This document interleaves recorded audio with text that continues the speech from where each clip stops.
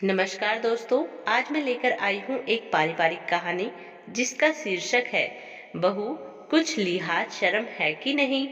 अगर यह कहानी आपको अच्छी लगे तो प्लीज हमारा चैनल सब्सक्राइब करें। राधा जी के दो बेटे और दोनों की शादी एक साथ धूमधाम से हुई। घर में रुनझुन करती हुई दो बहू आ गई।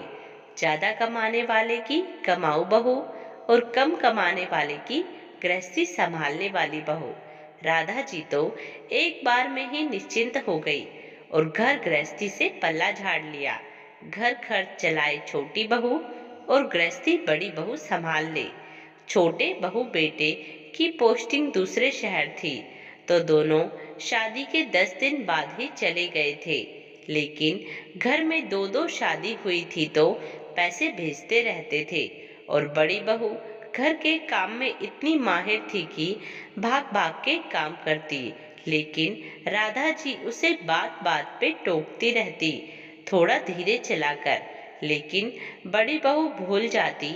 और वही एक दिन रसोई में खाना बना रही थी, सर से पल्लू गिर गया। उसने ध्यान नहीं दिया और काम में लगी रही। बाहर से सासू माँ जा रही थी, आकर बोली, कुछ लाज शर्म नहीं है क्या? सर पे पल्लू रख ले, कहते हुए निकल गई। मीरा को बहुत बुरा लगा कि घर में माँ जी के अलावा कोई नहीं है। पल्लू गिर गया तो क्या हुआ, रसोई में ही थी, किसने देखा? उसने ये बात अपने पति को बताई तो पति जी कहने लगे, पुराने ख्यालात की है माँ, कोई बात नहीं, तुम ध्यान मत दो। पर माँ जी, चाहे घर में कोई बाहर की औरत भी आए तब भी बड़ा सा घूंघट कर चाय देने बाहर आओ। ऐसे ही मैं चाय देने आई तो घूंघट में कुछ दिखा नहीं और मेरा पैर उलझ गया साड़ी में और मैं गिर गई, बाल बाल बची, वरना गरम चाय मेरे ऊपर। पर सासू माँ को मेरी नहीं, चाय की चिंता थी। बोली, सत्यानाश हो इसका, इतनी चाय खराब कर दी, अब और दूध भी नहीं है बता। और चाय का शौक करने लगी। मीरा बेचारी चुपचाप आंखों में आंसू लिए बाथरूम में चली गई। शाम को मीरा ने सारी बात बताई। तब पति जी कहने लगे, तुम तो ठीक हो ना, कोई बात नहीं, माँ तो ऐसे ही करती है, तुम ध्यान रखा करो थोड़ा। अंदर से आवाज लगा देती चाय के लिए। मीरा ने कहा, मैंने बोला था। तब माँ जी बोली, कोई नहीं है, पड़ोस की औरत है, आजा घूंघट करके। मीरा के पति बोले, निकाल लो और 4-5 साल, फिर बच्चे हो जाएंगे, तुम पुरानी हो जाओगी, फिर इतना घूंघट नहीं करना पड़ता। मीरा बेचारी चुपचाप अपनी गृहस्थी संभाल रही थी। छोटी बहू बेटे का ट्रांसफर अब उन्हीं के गांव के पास हो गया तो अब वो दोनों परिवार के साथ ही रहने लगे। छोटी बहू सुबह जाती और शाम को 6 बजे तक आती। एक दो काम घर के करा देती, वरना वो खुद इतना थकी हुई होती, खुद के काम भी नहीं होते उससे। मीरा को उससे कोई शिकायत नहीं थी। पर अब मीरा को और भी काम बढ़ गए, ऊपर से मीरा प्रेग्नेंट भी थी।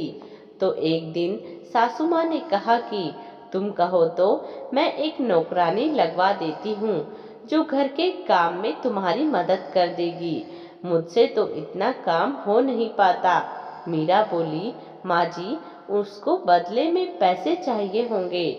तो माँ जी ने कहा, हाँ पैसे तो देंगे, वो सब कर देगी, बर्तन झाड़ू पोछा कपड़ा। मीरा कहने लगी, माँ जी, फिर तो बहुत रुपए लगेंगे महीने के तो। बीच में ही सासू माँ ने टोकते हुए कहा, बहू तुम परेशान हो जाती होगी और छोटी बहू के पास समय नहीं है इतना। वो कह रही थी कि पैसे मैं दे दूंगी, आप काम वाली लगवा लो।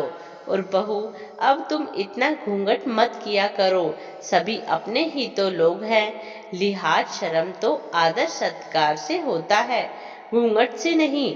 मीरा माँ जी की बात सुन सुनकर बहुत आश्चर्यचकित हो रही थी। बाद में मीरा को पता लगा कि ये सब छोटे देवर की वजह से हो रहा है।